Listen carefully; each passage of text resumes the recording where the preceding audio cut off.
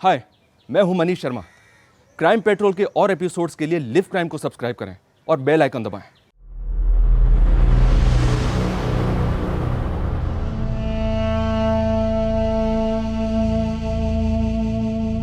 Corona महामारी से आज दुनिया भर में दहशत है। आज दुनिया भर के वैज्ञानिक इसकी वैक्सीन बनाने में जुटे हैं। पर मेरी मौत की वजह एक ऐसी बीमारी बनने वाली थी जिसका इलाज इंसानी दिमाग कभी नहीं ढूंढ पाया। अब हम तुमसे डरने नहीं वाले, समझे? अच्छा, तो हमारी बिल्ली हम पर ही पंजा मारेगी? हमने कभी सोचा भी नहीं था हमें तुमसे ऐसे बात करनी पड़ेगी। हेलो हेलो,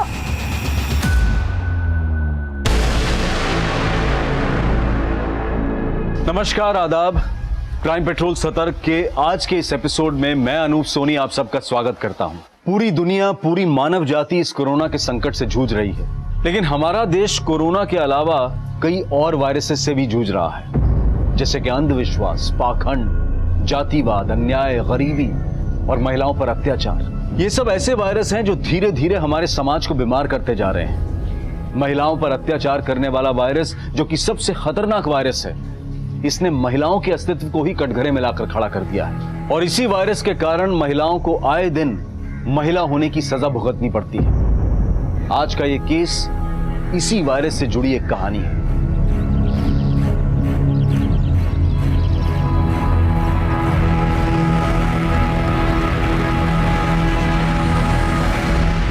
कुसुम, तुम ये चौका चूल्हा छोड़ो बेटा, हम कर लेंगे सब। जाओ तुम। माँ, लॉकडाउन खुलने तक ऑफिस तो जाना नहीं, कुर्सी पे बैठे बैठे देखो कितने मोटे हो गए हम। इसी बहाने घर का थोड़ा चूल्हा चौका, घर की साफ सफाई करेंगे ना तो थोड़ा अनुभव भी ले लेंगे। क्या पता इसी बहाने थोड़ा सा वजन कम हो जाए हमारा। अरे ले लीजिए भैया। अरे कुसुम, तुम्हारा तो पता नहीं, लेकिन ये लॉकडाउन खत्म होते होते तक ना हम घिसी हुई टिकिया बन जाएंगे। कि कोरोना वायरस के चक्कर में 3-3 बार कपड़े बदलते हैं और हमको 2-2 बार कपड़ा धोना पड़ता है। अरे दीदी, आप टेंशन क्यों लेती हो? कोई बात नहीं, आपका भी थोड़ा बहुत अनुभव हम बांट लेंगे। कभी कभी हम भी कपड़ा धो दिया करेंगे, ठीक है? अरे अपने बड़के भैया का अनुभव भी बांट लीजिए। लॉकडाउन से पहले तो काम लगा नहीं, और अब आने वाले समय में रोजगार कितना मारा मारी होने वाला है, तो क्या कीजिएगा महाराज? क्या चमत्कार दिखाएंगे? अरे पापा, हम अपना कुंडली देख रहे हैं, और इंडिया का भी।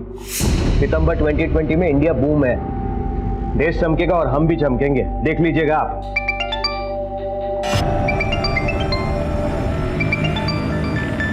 पापा, हम अभी आते हैं। हाँ,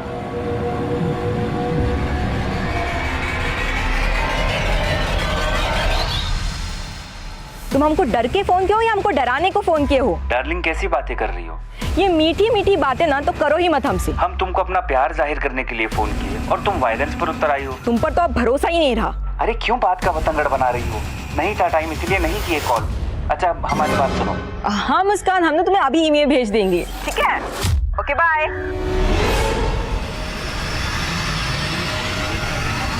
किससे बात कर रही थी? कुछ नहीं भैया, वो हमारी कलीग का फोन था, ऑफिस के कुछ काम से फोन किया था। अच्छा, तो वर्क फ्रॉम होम। हाँ भैया, ये अनुभव भी बड़े कमाल का होता है। अगर आपका जॉब होता तो आपको भी पता चलता।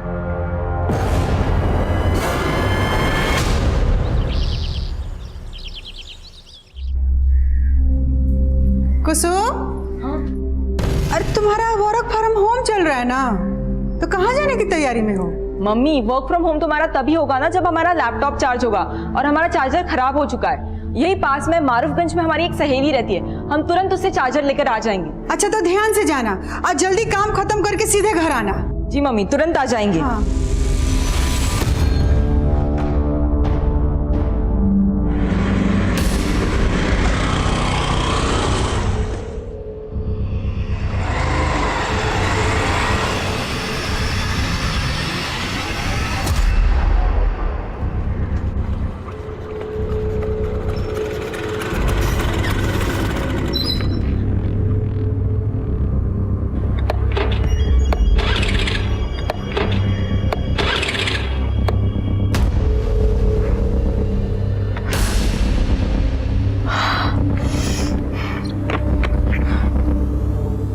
क्या हुआ मैडम?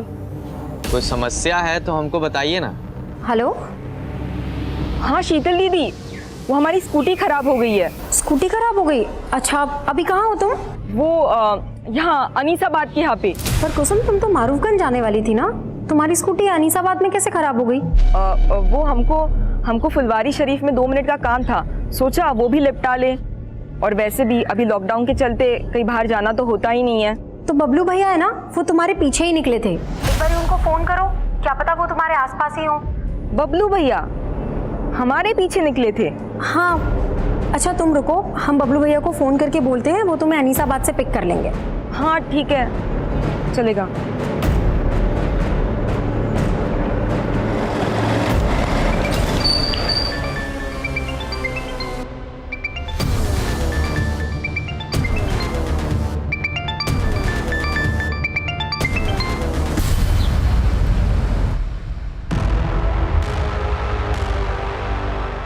इतना देर हो गया, अंधेरा होने जा रहा है। ना कुसुम का फोन लग रहा है, ना बबलू का फोन लग रहा है।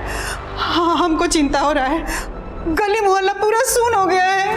अरे मम्मी घबराइए मत, उन दोनों का फोन का बैटरी खत्म हो गया होगा। अरे तो दोनों का बैटरी एक ही साथ खत्म हो जाएगा। हमको कुछ ठीक नहीं लग रहा है। हमारा मन घबरा रहा, हमारा दोनों बच्चा ठीक है कि नहीं। अब इस लॉकडाउन में साधन भी नहीं है, कैसे खोजने जाए उनको? शंकर का बेटा मंटू, उसके पास बाइक है ना? हाँ। तुम अपनी मम्मी का ख्याल रखो, ठीक है? और अगर वो वापस आ जाए तो हमको फोन करना। जी पापा।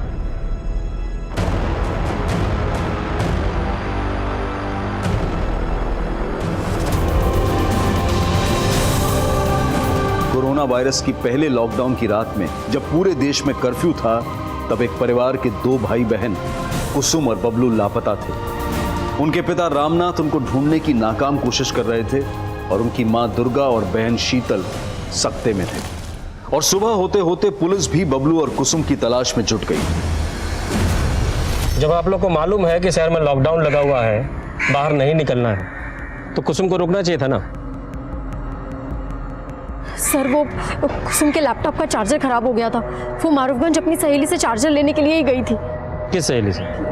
ये तो हम नहीं जानते। अच्छा, कुसुम तो मारूफगंज गई थी, तो यहाँ अनीसाबाद कैसे आई? यही बात हम भी कुसुम से फोन पे पूछे थे। पर कुसुम तुम तो मारूफगंज जाने वाली थी ना, तुम्हारी स्कूटी अनीसाबाद में कैसे खराब हो गई? वो हमको फुलवारी शरीफ में 2 मिनट का काम था, सोचा वो भी निपटा ले। अच्छा तुम रुको, हम बबलू भैया को फोन करके बोलते हैं, वो तुम्हें अनीसाबाद से पिक कर लेंगे। हाँ ठीक है, चलेगा।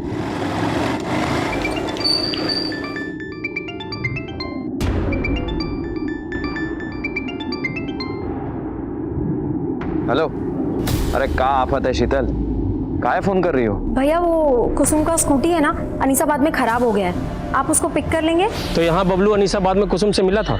सर हमको नहीं मालूम, हमने जब दोबारा फोन किया तो दोनों का फोन स्विच ऑफ आ रहा था। कुसुम फुलवारी शरीफ किससे मिलने गई थी? ये तो वो नहीं बताई थी हमको। कहीं ऐसा तो नहीं कि कुसुम आप लोगों से सच छुपा रही हो सकता है कुसुम का किसी लड़के के साथ अफेयर चल रहा हो। ये क्या बोल रहे हैं साहब, हमारी कुसुम ऐसी नहीं है। सर वहाँ पे एक फीमेल का सैंडल मिला है, उस पे खून के धब्बे भी हैं। हाँ? आई सर। ये तो कुसुम का ही सैंडल है। सर ये सब देख के तो लग रहा है कि यहाँ पे कुसुम के साथ जरूर कुछ गलत हुआ। माना कि सबूत मिला है, लेकिन कुसुम का स्कूटी यहाँ पे खराब हुआ था, तो क्या कुसुम स्कूटी समेत गायब हो गई? उसका भाई बबलू वो बाइक समेत गायब है। ऐसे कई सवाल थे जिनके जवाब कुसुम और बबलू के घर वालों से भी नहीं मिले थे। जैसे कि कुसुम घर से निकली थी मारूफगंज जाने का कहकर। यही पास में मारूफगंज में हमारी एक सहेली रहती है, हम तुरंत उससे चार्जर लेकर आ जाएंगे। तो क्या मारूफगंज में कुसुम की कोई सहेली थी, या फिर घर से बाहर निकलने के लिए उसने अपने परिवार वालों से झूठ बोला था? हमको फुलवारी शरीफ में 2 मिनट का काम था। तो फुलवारी शरीफ में ऐसा कौन था जिससे कुसुम मिलने वाली थी? और सवाल यह भी था कि क्या उस शाम कुसुम और बबलू मिले थे, और अगर मिले थे तो फिर गायब कहां हो गए, और अगर नहीं मिले थे तो उनके इस तरह से अचानक गायब हो जाने के पीछे आखिर क्या कहानी थी? सवाल कई थे और जवाब ढूंढने के लिए मारूफगंज से लेकर फुलवारी शरीफ और अनीसाबाद के कई इलाकों में छानबीन शुरू की गई। कुसुम और बबलू के दोस्तों, पड़ोसियों और रिश्तेदारों से भी सवाल जवाब किए जा रहे थे।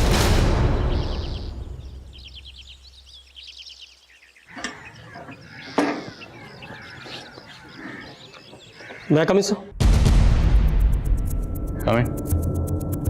सर, ये हमारे थाने के ऑफिसर और कांस्टेबल का fitness report. All good? Yes sir. Great. अच्छा, तुम जो भाई बहन के मिसिंग केस को इन्वेस्टिगेट कर रहे हो, उसकी क्या अपडेट है? सर हमारी टीम इन्वेस्टिगेशन कर रही है। हमारे हिसाब से भाई में ही कुछ गड़बड़ है सर। तुम्हें एडिशनल टीम की जरूरत तो नहीं? नहीं सर। फिर भी अगर जरूरत हो बता देना। सर मामूली केस है, वैसे भी लॉकडाउन मैनेजमेंट में आपको ज़्यादा बड़ी टीम का जरूरत है सर। क्यों कह रहे हैं? सर डीएम सर के पास जाने का टाइम हो गया।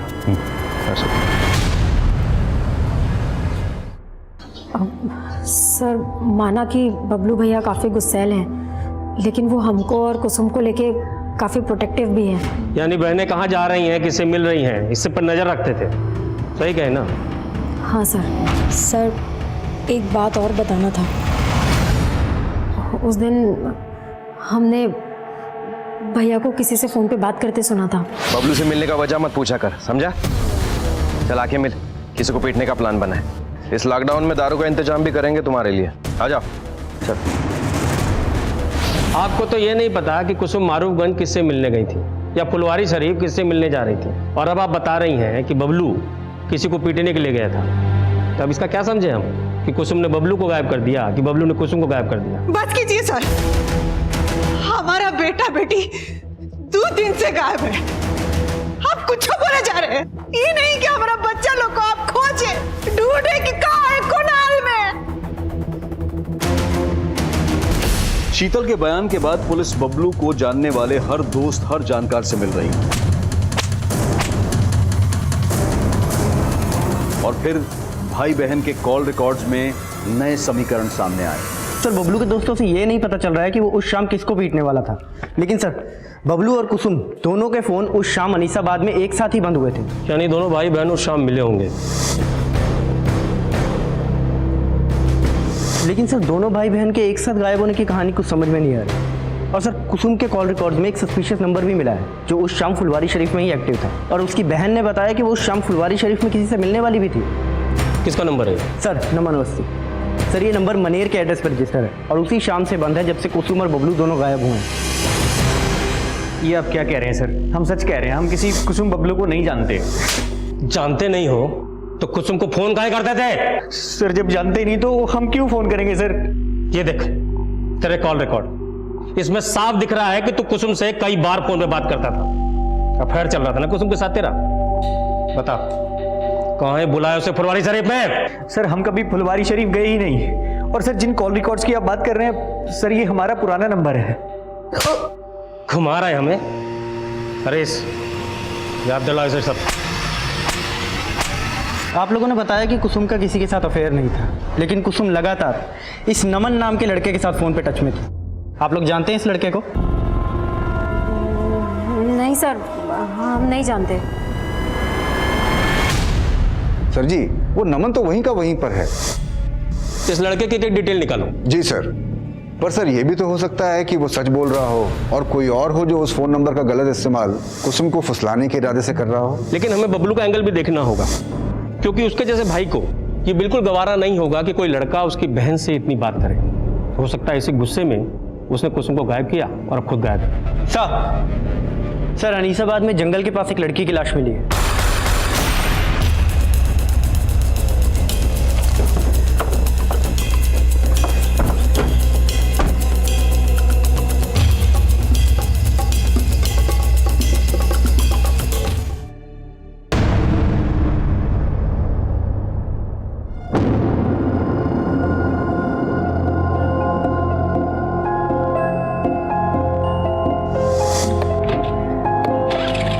क्या हुआ मैडम, कोई समस्या है तो हमको बताइए ना। Yes brother Alok, what happened? अरे अभी हम न्यूज में पढ़े हैं, उसका फोटो भी देखें, वही स्कूटी वाली लड़की का मर्डर हुआ है। इका ट्रेजिक हो गया। अब तुम रुको, हम अभी चिंटू को कॉन्फ्रेंस पर लेते हैं। 1 मिनट रुको। कहा उस स्कूटी वाली लड़की का मर्डर हो गया? अबे कौन मारा बे उसको? भाई हमरे तो रोंगटे खड़े हो गए बात को सुनकर। मानो कल की बात है जब हम उसे देखे थे सामने। अब भूल जाओ भाई। अगर हम गलती से भी किसी को कह दिए कि हम उस लड़की को देखे थे तो हमारा शनि मंगल सब खराब हो जाएगा। क्या समझे? सही बोले आलोक, कहीं ऐसा ना हो जाए पुलिस हम ही पर इल्जाम डाल दे। सर हम लोगों को तो लग रहा था कि कुसुम का रेप हुआ होगा, लेकिन सर पोस्टमार्टम रिपोर्ट ने तो कहानी बदल के रख दी। क्रिमिनल बहुत शातिर है हरीश, वो दिखाना चाह रहा है कि जैसे रेप हुआ, लेकिन रिपोर्ट से साफ है कि ये मर्डर केस है और फिलहाल गुनाहगार सिर्फ बबलू नजर आ रहा है। वो जानबूझ करके ऐसा क्राइम सीन रच के भागा है कि लगे बहन का रेप भाई। नहीं सर, ये कहानी कुछ और ही है। अरे कुछ और का छोड़िए दिनेश जी, आपके रिटायरमेंट को 4 दिन ही बचा है। 4 दिन में पकड़ डालिए क्रिमिनल को और जाने से पहले लूट लीजिए वाहवाही। जिस पोस्टमार्टम रिपोर्ट के आधार पर पुलिस अपना अगला कदम उठाने वाली थी, अब उसी पोस्टमार्टम रिपोर्ट पर सवाल उठा दिए गए थे। कुसुम के घर वालों ने पुलिस स्टेशन के सामने प्रदर्शन करना शुरू कर दिया था।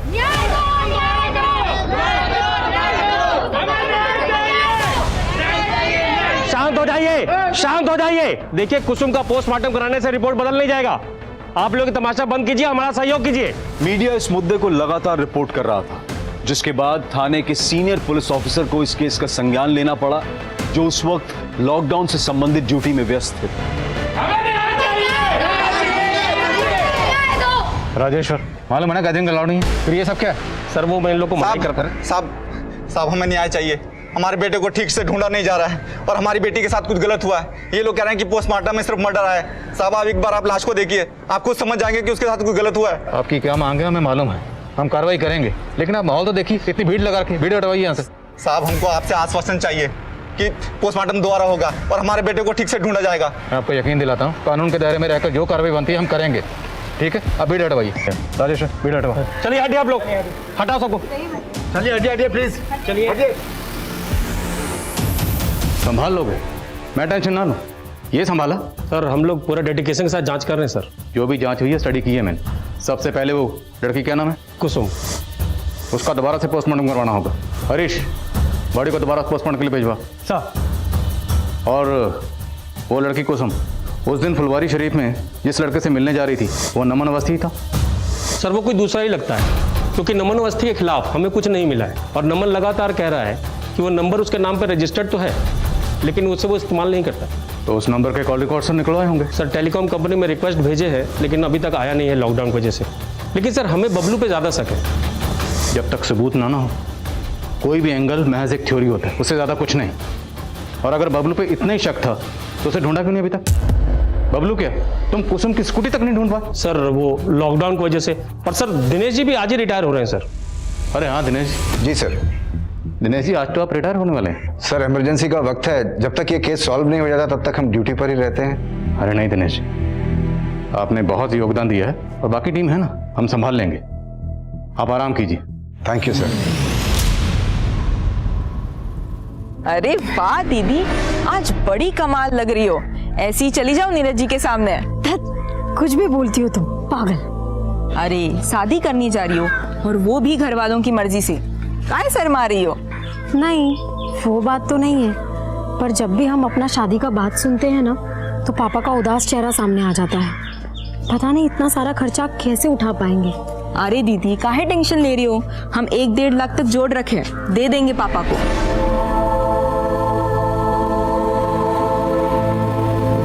कुसुम की सेकंड पोस्टमार्टम रिपोर्ट आ गई है। ये रिपोर्ट पहली रिपोर्ट से काफ़ी अलग है सर। इस रिपोर्ट के मुताबिक कुसुम का ब्रूटल गैंगरेप हुआ था। लड़की को पैर के नाखून से लेके सर तक गिद्धों की तरह नोचा गया। उसके मुंह में किसी लकड़ी को ठूस कर उसके वोकल कॉर्ड को डैमेज किया गया, प्राइवेट पार्ट्स को डैमेज किया गया। हाँ शीतल दीदी, वो हमारी स्कूटी खराब हो गई है। मतलब लड़की ने तकरीबन 5 घंटे टॉर्चर सहा। सर कुसुम के नाखूनों में रेपिस्ट के स्किन के ट्रेसेस मिले और भी चौंकाने वाले पॉइंट्स हैं सर इस रिपोर्ट में। सर कुसुम 1 मंथ प्रेग्नेंट थी, लेकिन उसके बॉयफ्रेंड का कोई नामो निशान नहीं और हमें तो ये भी नहीं पता कि उसका भाई बबलू कहाँ गायब है। और सबसे हैरानी की बात यह है कि पहली पोस्टमार्टम रिपोर्ट में यह सब मेंशन क्यों नहीं था। इस एरर की इंक्वायरी करनी होगी। सर इस एरर के पीछे कौन है, मुझे इसका हिंट मिला है। सब इंस्पेक्टर राजेश्वर को सस्पेंड कर दिया गया। नई पोस्टमार्टम रिपोर्ट ने इस केस का रुख मोड़ कर रख दिया था। सवाल यह भी था कि क्या बबलू इसमें इन्वॉल्व था और वो अब तक गायब क्यों था।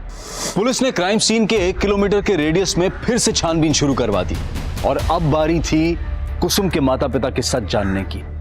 बोलिए, क्या आप लोगों को पता था कि कुसुम प्रेग्नेंट थी? सर हमको तो ये सोच के भी अजीब लग रहा है कि कुसुम प्रेग्नेंट थी।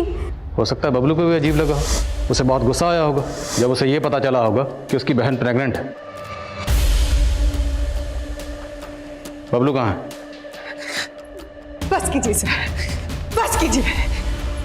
हमने अपनी बेटी खोई है, उसके भाई के लिए परेशान है और आप कुछ बोले जा रहे हैं। हाँ मोइन। सर बबलू मिल गया है, लेकिन वो जिंदा नहीं है, उसका भी मर्डर हो गया।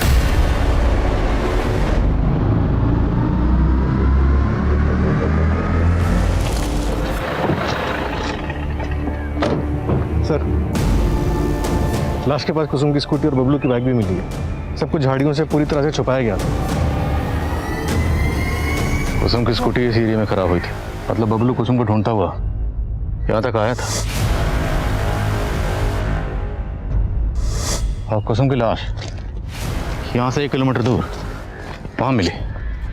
तो पहले बबलू को यहाँ मारा गया, उसके बाद कुसुम को किडनैप किया गया। क्रिमिनल्स ने बबलू की लाश को यहाँ पे डंप किया। शायद उनका मकसद कुसुम का सस्पेक्ट बबलू को बनाना रहा हो। स्कूटी, बाइक, बबलू सब कुछ यहीं था। राजेश्वर ने अगर ठीक से छानबीन करवाई होती ना तो एक केस इतना ना उलझता। सर शीतल ने अपनी स्टेटमेंट में कहा था कि बबलू का किसी से झगड़ा हुआ था और वो अपने दोस्तों के साथ किसी को पीटने का प्लान भी बना रहा था। चल आके मिल, किसी को पीटने का प्लान बना है। हो सकता है कि सब कुछ बबलू के किसी दुश्मन का किया धरा हो सकता है ये कुसुम और बबलू के पूरे परिवार का दुश्मन हो, या ये वो भी हो सकता है जिसने कुसुम को प्रेग्नेंट किया। जो भी है, हमें हर एंगल पर नए सिरे से काम करना होगा बिना वक्त गवाए। बड़े को पोस्टमार्टम के लिए भिजवा। राइट सर नमन के कॉल रिकॉर्ड्स में एक विमल चौधरी नाम के लड़के का नंबर मिला है। सर नमन और विमल दोनों का नंबर उस दिन फुलवारी शरीफ में एक्टिव था जहां कुसुम जाने वाली थी। सर ये विमल, लेकिन सर ये इस वक्त जेल में है।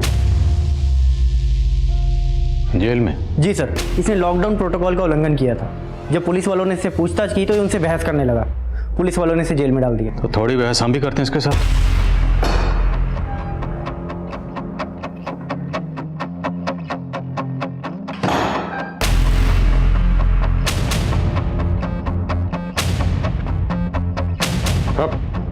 मास्क लगा। साहब हम किसी कुसुम को नहीं जानते, वो मुझे फुलवारी शरीफ में अंकुश ने बुलाया था। कौन अंकुश? विमल जल्दी से फुलवारी शरीफ पहुंचो। फुलवारी शरीफ? अरे लेकिन बात क्या है? सब अंकुश बोला वहाँ एक लड़की को डराना धमकाना है, तो बस हम वहाँ पहुँच गए। इसका फोन भी बंद आ रहा है, पता नहीं कहाँ मर गई। साहब वहाँ वो लड़की आने वाली थी, वो आए नहीं तो हम दोनों चले गए।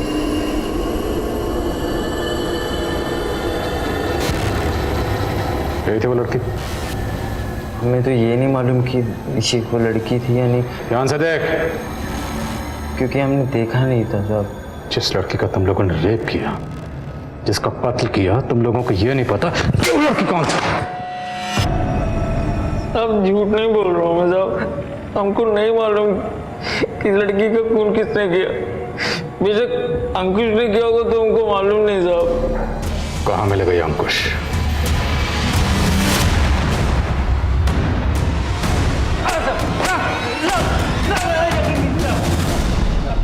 साहब हमने कुसुम के साथ कुछ नहीं किया, हम तो प्यार करते थे कुसुम से। प्यार करते थे? फिर उसे फुलवारी शरीफ में धमकाने के लिए क्यों बुलाया? विमल सब कुछ भग चुका है। तो ज्यादा स्मार्ट बनने की कोशिश मत करना। वो फुलवारी शरीफ नहीं पहुंची तो तू अनीसाबाद पहुंच गया। वहां पहुंचकर तूने इसके भाई बबलू को मारा। और कौन कौन शामिल था इसमें? हमारा यकीन कीजिए, हमने कुछ नहीं किया। हम तो बस उसे समझाना चाहते थे कि वो हमें भूल जाए। तेरा अफेयर था ना उसके साथ? इसे प्रेग्नेंट भी तुमने किया था?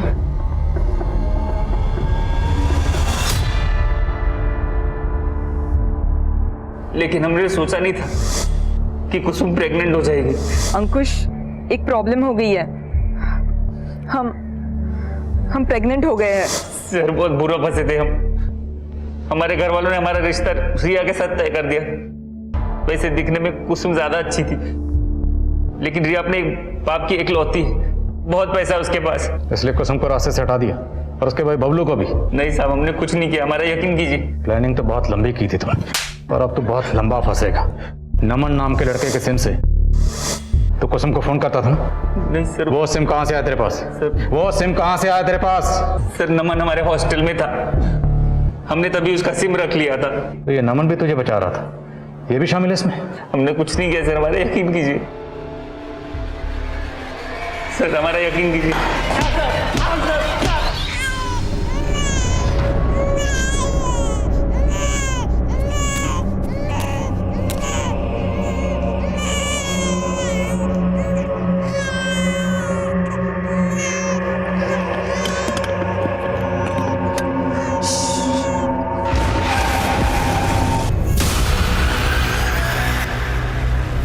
What happened? आप रो क्यों रहे हो?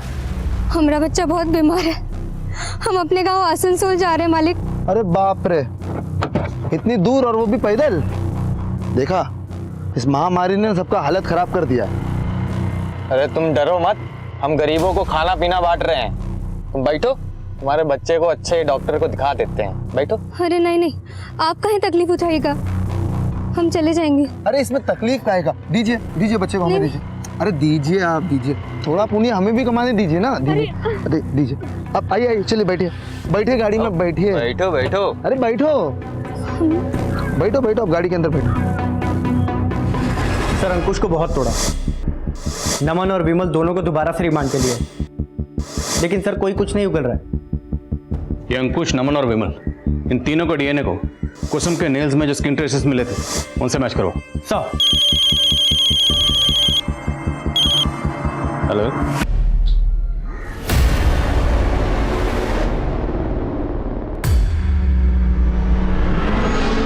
अगर तुम दोनों इस जुगाड़ में हो कि कुछ माल मटेरियल मिल जाएगा तो ऐसा कुछ नहीं होने वाला।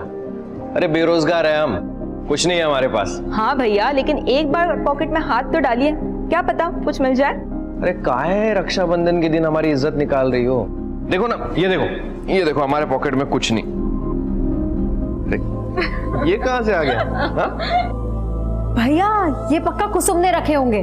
हाँ भैया, लेकिन आपसे वापस लेने के लिए नहीं, ये आप ही के रक्षाबंधन का गिफ्ट है।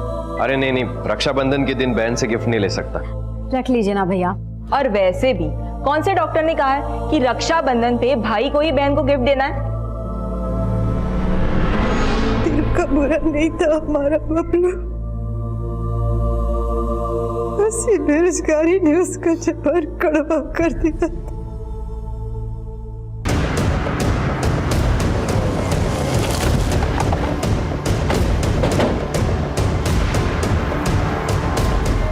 कुसुम की बॉडी के पास कोई रस्सी मिली थी?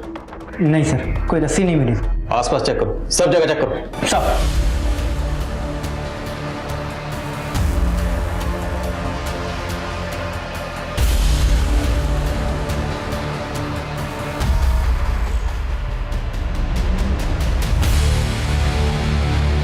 दीजिए दीजिए बच्चे को, हमें दीजिए। अरे दीजिए ना, थोड़ा पुण्य हमें भी कमाने दीजिए।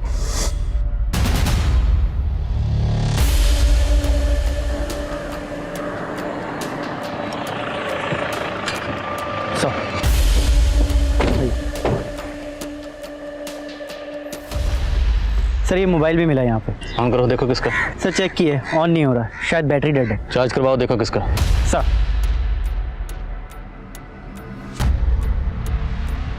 वहीं वहाँ वो औरत की लाश और यहाँ ये छोटा बच्चा, कहीं इन दोनों का आपस में कोई ताल्लुक तो नहीं? आई मीन, हो सकता है ये बच्चा उसी औरत का हो, उस औरत के साथ कुछ गलत हुआ और छीना झपटी में उसका ये बच्चा यहाँ पे गिर गया और मोबाइल भी गिरा।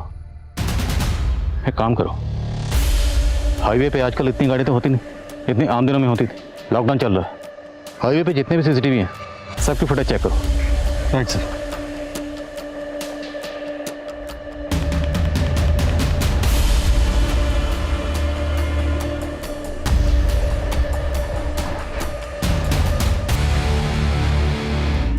मतलब बच्चा उसी औरत का था।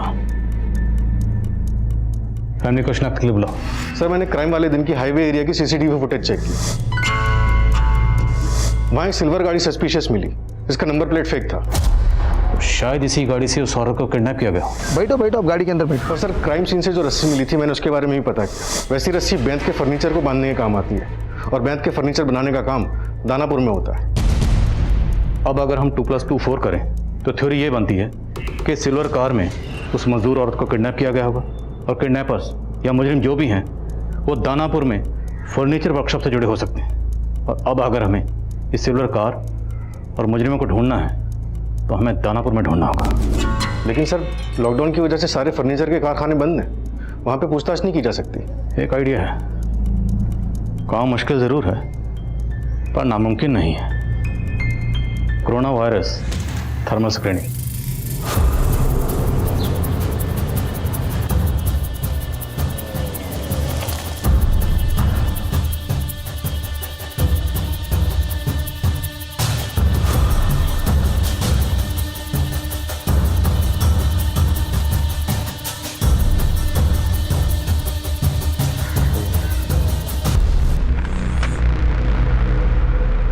अरे साहब, आप?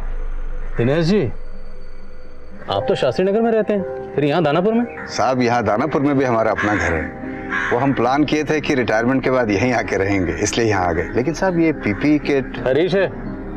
अरे हरीश, कैसे हो? बढ़िया। तो साहब, ये कोरोना ड्यूटी में ये थर्मल स्क्रीनिंग का ड्यूटी भी पुलिस को ही दे दी है क्या सरकार? दिनेश जी, आपको कुसुम मर्डर केस याद है? हाँ सर, याद है। कोई है शहर में जो लड़कियों को अपना शिकार बना रहा है और हमें पूरा शक है कि वो इसी एरिया का है। साहब, यहाँ दानापुर से? जी, और हमें ये भी खबर लगी है कि जो भी है वो सिल्वर रंग की गाड़ी इस्तेमाल करता है। क्या बात है चिंटू, इतना अर्जेंट में काहे बुलाया हो? यार, पुलिस को पक्का हमारे बारे में सब कुछ पता चल चुका है। पता चल गया? लेकिन कैसे? अरे वो इंस्पेक्टर मिला था पापा को, कह रहा था कि हाईवे वाले कार में किसी सिल्वर कलर की गाड़ी का इस्तेमाल हुआ है। आज एक खबर सुनकर दिल दहल गया है। एक मजदूर लड़की 500 किलोमीटर पैदल चल के अपने गांव जा रही थी। बेंत की रस्सी से बांधकर उसको अगवा कर लिया, बलात्कार किए, फिर मार कर फेंक दिए कुछ हैवान। और देखिएगा पापा, इस बार भी कोई पकड़ा नहीं जाएगा। पुलिस के बस की बात ही नहीं है ये। इंस्पेक्टर साहब मिले थे आज हमको, और हमको लगता है कि वो जानते हैं कौन लोग हैं इस कांड के पीछे। कोई सिल्वर रंग की गाड़ी को ढूंढ रहे हैं वो। लेकिन हमने तो हमारी सिल्वर गाड़ी का नंबर प्लेट ही गलत लगवाए थे हम, फिर कैसे पता चल गया? देखो, पुरानी बातों को छोड़ो, अब सोचो आगे क्या करना है यार।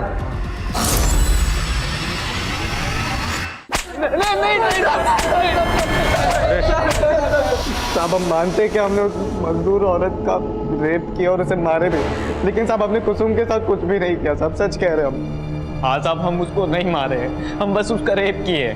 सुन रहा, आगे बोलो। और वो भी रेप करने का कोई प्लान नहीं था, बस वो तो गलती से हो गया सर।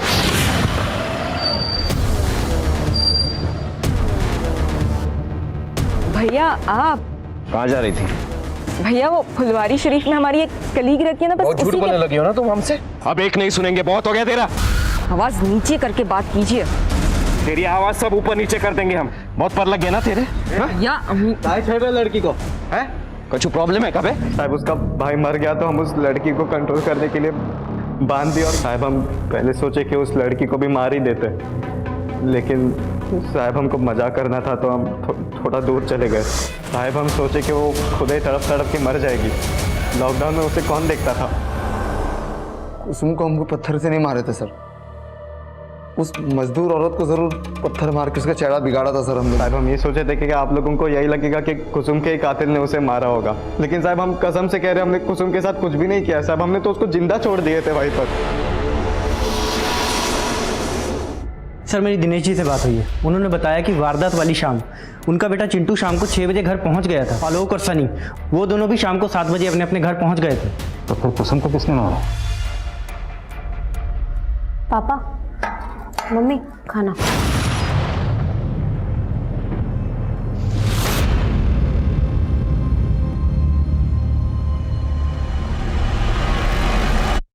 चलिए रामनाथ जी, चलते हैं। मंटू, वही मंटू जिसके साथ आप उस दिन कुसुम को ढूंढने गए, उस मंटू ने हमें कुछ बताया।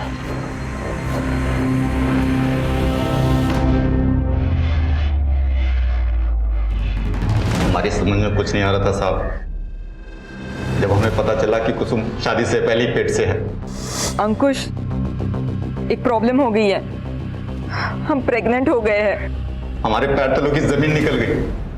हमने किसी से कुछ नहीं बोला सिवाय बबलू के। हमने कल्पना भी नहीं की थी कुसुम हमारा मुंह काला कर देगी। तो अब क्या करेंगे आप? धृतराष्ट्र की तरह जाएंगे या गांधारी की तरह अपनी आंखों पर पट्टी बांध लेंगे? नहीं, हम ये बर्दाश्त नहीं करेंगे। बबलू से मिलने का वजह मत पूछा कर, समझा? चल आके मिल, किसी को पीटने का प्लान बना है। हमरे कहने पर बबलू ने पहले ही प्लान बना लिया था।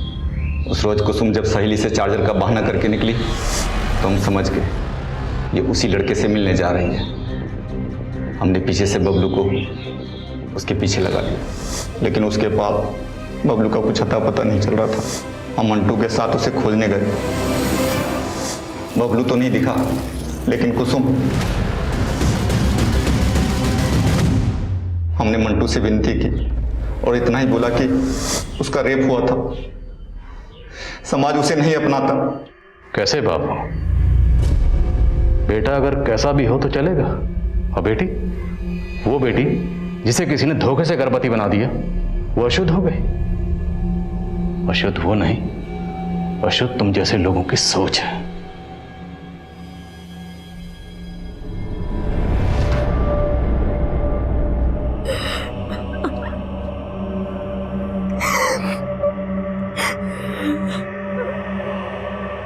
हर इंसान के दो चेहरे होते हैं, एक अच्छा एक बुरा। उस इंसान को कौन से चेहरे ने जकड़ रखा है ये हम नहीं जानते और धोखा खा जाते हैं। इस केस में कुसुम अंकुश को अच्छा समझ रही थी, जो बुरा निकला। कुसुम का भाई बबलू और उसका अपना पिता रामनाथ, वो सबके चेहरे से धोखा खा गई। और वो 3 दरिंदे जिन्होंने 2 महिलाओं की जिंदगी बर्बाद की थी, उनके भी 2 चेहरे थे। अपने परिवार की महिलाओं के सामने एक अच्छे इंसान का चेहरा, लेकिन वही चेहरा दूसरी महिलाओं को देखते ही बदल जाता था, हैवान बन जाता था। अब मैं अनूप सोनी आपसे विदा लेता हूं, फिर मुलाकात होगी क्राइम पेट्रोल सतर्क में एक और नए केस के साथ।